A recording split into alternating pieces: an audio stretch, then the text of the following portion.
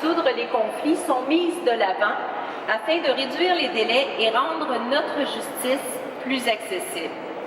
Ces solutions, qui sont plus rapides, moins coûteuses qu'un procès, gagnent à être connues. Et je vous invite à profiter de votre passage au Salon Visée Droit pour vous informer sur le sujet. Par ailleurs, j'en profite pour vous inviter à vous présenter en grand nombre au kiosque du ministère de la Justice qui vous présentera en grande primeur son tout nouveau site Internet qui sera lancé au cours des prochaines semaines. Entièrement revampé, le site a été conçu avec l'objectif de faciliter l'accès à la justice en proposant des services en ligne et de l'information juridique vulgarisée et répondant aux besoins des citoyens. Il s'agit véritablement d'un outil à la fine pointe de la technologie, conçu pour accompagner les citoyens dans une foule de situations juridiques afin de faciliter leur accès à la justice. Le kiosque du ministère de la Justice sera également l'hôte de représentants des centres de justice de proximité dont la mission est de promouvoir l'accès à la justice en favorisant la participation des citoyennes et des citoyens par des services d'information, de soutien et d'orientation offerts en complémentarité avec les ressources existantes. Présent dans les régions de Montréal, de Québec, de Saguenay-Lac-Saint-Jean, de la Gaspésie, les îles de la Madeleine, du Bas-Saint-Laurent et de l'Outaouais, et bientôt en Montérégie et au Nunavik, ils sont des intervenants de première ligne sur qui vous pouvez compter. D'ailleurs, un sondage de satisfaction effectué en 2016 auprès des utilisateurs des centres de justice de proximité a démontré qu'ils étaient satisfaits des services reçus et de leur utilité à 82 % et ça démontre que ces organismes contribuent de façon tangible à rendre la justice plus accessible aux citoyens. Bref, je vais terminer, c'était bref et rapide, pour une fois de plus remercier le comité organisateur du Salon Visée Droit pour une édition qui s'annonce encore une fois un grand succès. Alors à vous tous et à vous tous qui vous investissez pour rendre de cette activité annuelle le rendez-vous qu'il est, merci beaucoup et bon salon. Merci.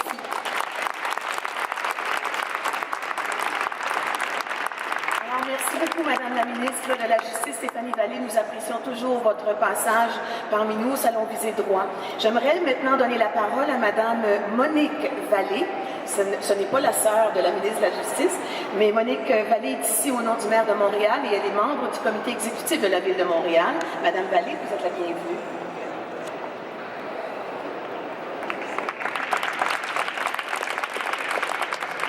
Alors, Madame la ministre, Maître Tremblay, Monsieur Leroux, protecteur des itinérants de la Ville de Montréal, Mesdames, Messieurs les juges, avocats, chers membres du barreau de Montréal, de la profession juridique, Mesdames, Messieurs, distingués invités, bonjour à tous.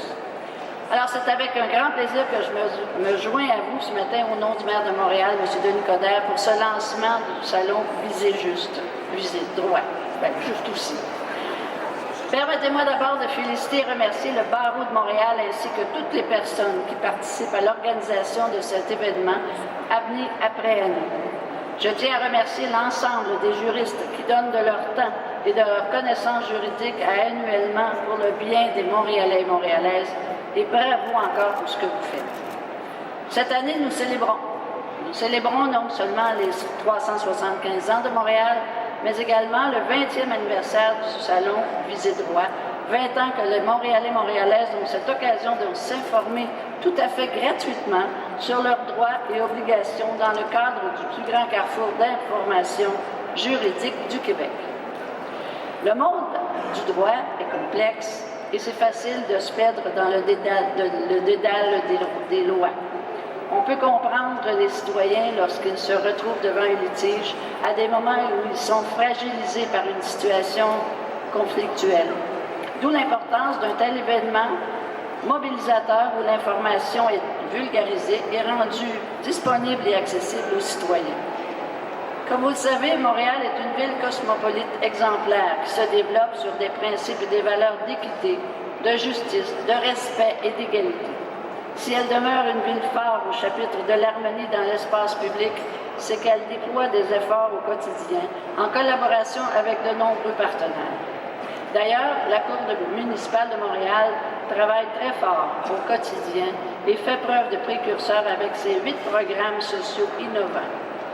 Créés pour aider les gens en processus judiciaire à trouver des solutions, ces programmes offrent un accompagnement aux personnes en situation d'itinérance, victimes de violences conjugales et familiales, les accusés de conduite avec faculté affaiblie, les gens éprouvant des problèmes de santé mentale, de toxicomanie, des crimes à caractère économique commis par une clientèle féminine, la maltraitance auprès des personnes aînées. Ainsi, le programme de conciliation offre aux parties un mode de résolution de conflits par la médiation, une véritable révolution dans la pratique du droit.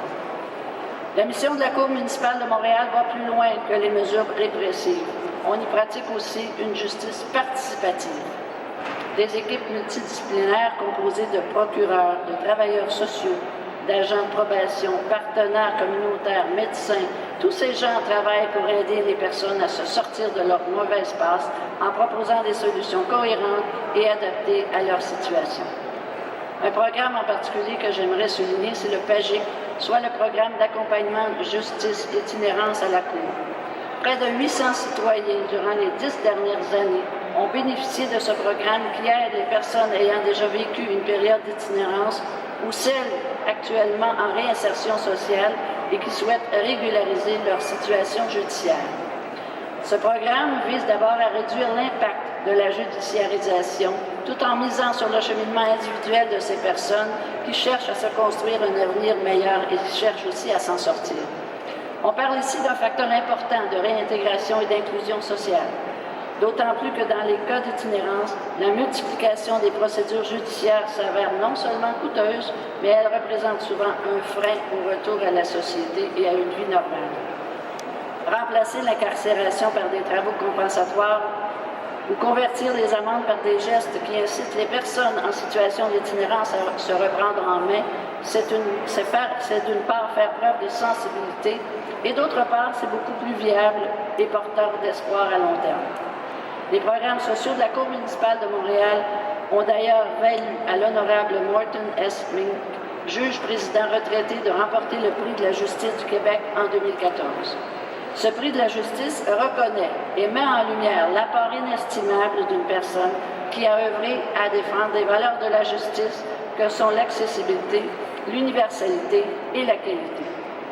Et aujourd'hui, cet événement démontre qu'au-delà de l'administration municipale, il y a différentes organisations qui travaillent également fort pour faciliter l'accès à la justice à de nombreuses personnes, et je vous en remercie du fond du cœur au nom de M. le maire aussi. Ici, nous avons la chance de vivre dans une société de droit. À Montréal, un événement comme le Salon Visée Droit est extrêmement précieux pour l'accessibilité à l'information juridique aux gens de tous les âges et de toutes conditions économiques, incluant les aînés, les jeunes, les autochtones et les gens issus des communautés d'origine diverses. Les juges, les avocats, tous les professionnels du droit et de la loi sont importants dans nos sociétés qui évoluent et qui se complexifient. Leur rôle de protection du public par l'information et la sensibilisation aux droits et aux notions de justice, d'inclusion sociale, de cohabitation, de respect des lois, de sécurité, de diversité et d'harmonie dans l'espace public sont autant d'aspects primordiaux pour la ligne directrice que nous avons choisi de façon ferme de vivre ensemble. Il en est de même quant à l'importance de mettre en place toute mesure qui facilite l'accès à la justice, comme le fait le barreau de Montréal. Je souhaite donc un vif succès au Salon Visée Droit et je réitère l'importance d'y participer en encourageant les gens à collaborer dans cette mission d'accès et de démocratie de la justice.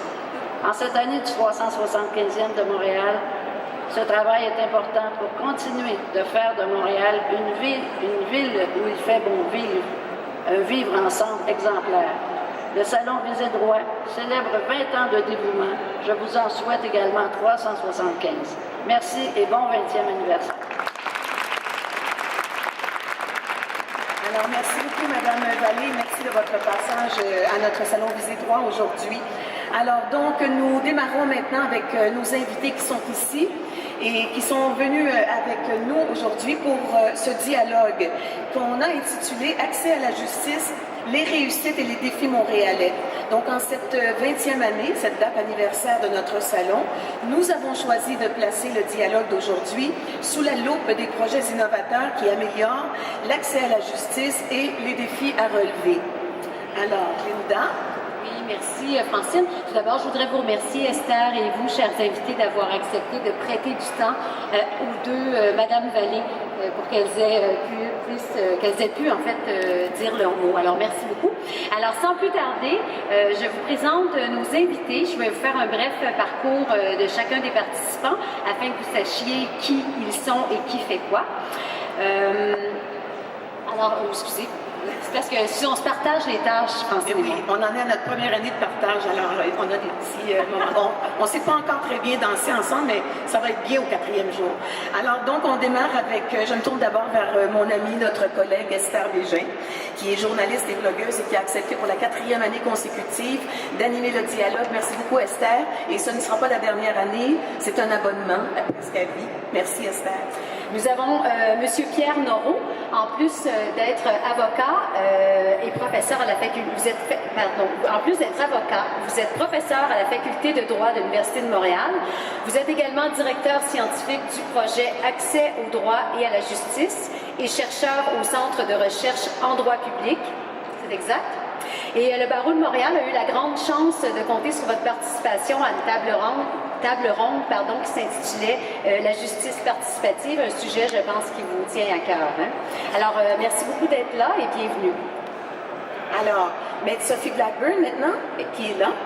Elle est procureure à la Cour municipale de Montréal et coordonnatrice des programmes le PAGE-SN, c'est-à-dire le programme d'accompagnement justice et santé mentale, de même que le programme EVE pour les femmes accusées de vol à l'étalage.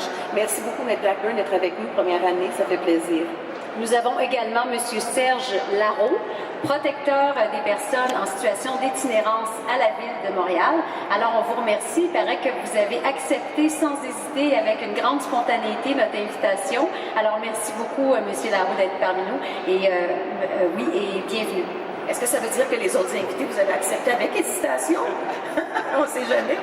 Alors, donc, Maître Jennifer Fafard-Marconi, qui est la directrice générale du Centre de justice de proximité du Grand Montréal. Soyez la bienvenue, Maître Fafard-Marconi. Et le dernier, non le moindre, nous avons l'immense plaisir d'accueillir pour une 2e année consécutive M. Paul Journet, éditorialiste à la presse. Alors, bienvenue à vous et merci encore d'avoir accepté notre invitation cette année. Alors, c'est le moment d'applaudir nos panélistes et on leur souhaite un bon dialogue. Je te donne la parole, Esther. Merci beaucoup, Francine. Merci beaucoup, Linda. Alors, vous pouvez constater un panel qui est vraiment relevé, très diversifié. On ratisse large. C'est moi qu'on puisse dire ce midi pour cet entretien.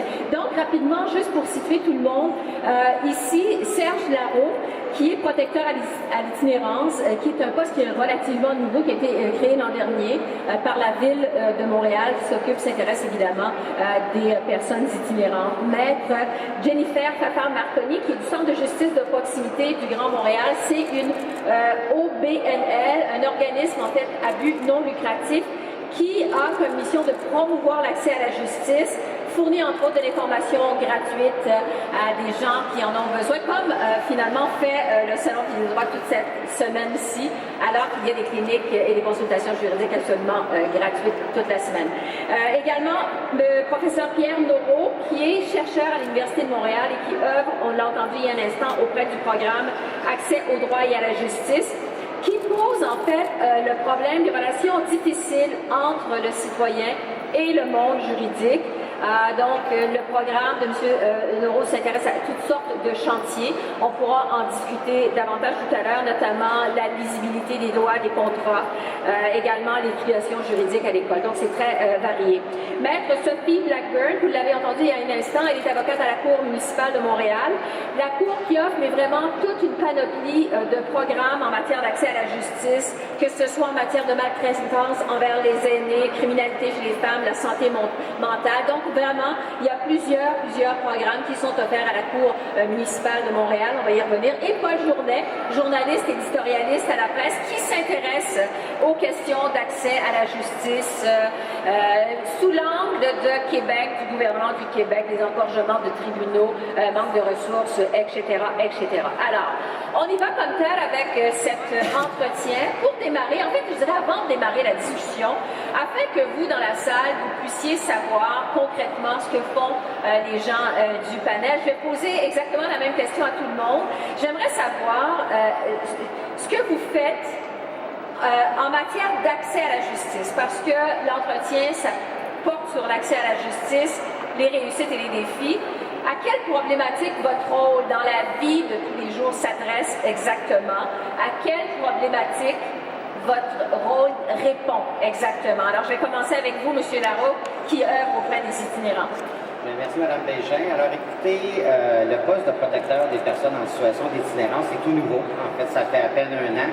C'était le désir du maire de Montréal et de Mme Monique Vallée, qui est responsable de l'itinérance, de créer un poste, une fonction pour s'assurer de favoriser la citoyenneté, l'inclusion et l'accès aux services des personnes les plus isolées de notre société.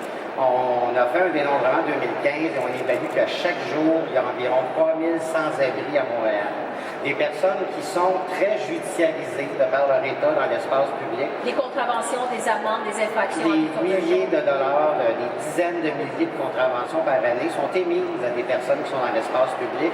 Et c'est un frein immense à ces personnes-là de retour en société que d'affronter la justice, de régler ce passé-là. Et il faut trouver des solutions pour effectivement leur favoriser l'accès équitable à la justice. Maître Fafard Marconi du Centre de justice de proximité, vous répondez à quoi exactement en matière d'accès à la justice? Bien, en fait, est-ce que vous m'entendez? Oui. Là, on vous entend mieux. Allez-y. Comme vous l'avez dit plus tôt, on est un organisme communautaire qui offre de l'information juridique à tous les jeunes, sans rendez-vous, gratuitement. Dans le fond, on a un rôle actif, surtout auprès des personnes qui se représentent seules. On le remarque, c'est vraiment un phénomène qui grandit. Donc, les dernières statistiques, peut-être que le professeur Neuro pourrait le confirmer, c'est environ 55% des personnes qui se représentent seules. Qui choisissent de ne pas recourir à un avocat pour aller devant les tribunaux. Exactement. Et nous, on a un rôle actif pour soutenir ces personnes-là, pour leur donner de l'information juridique. On s'entend qu'il y a beaucoup d'informations juridiques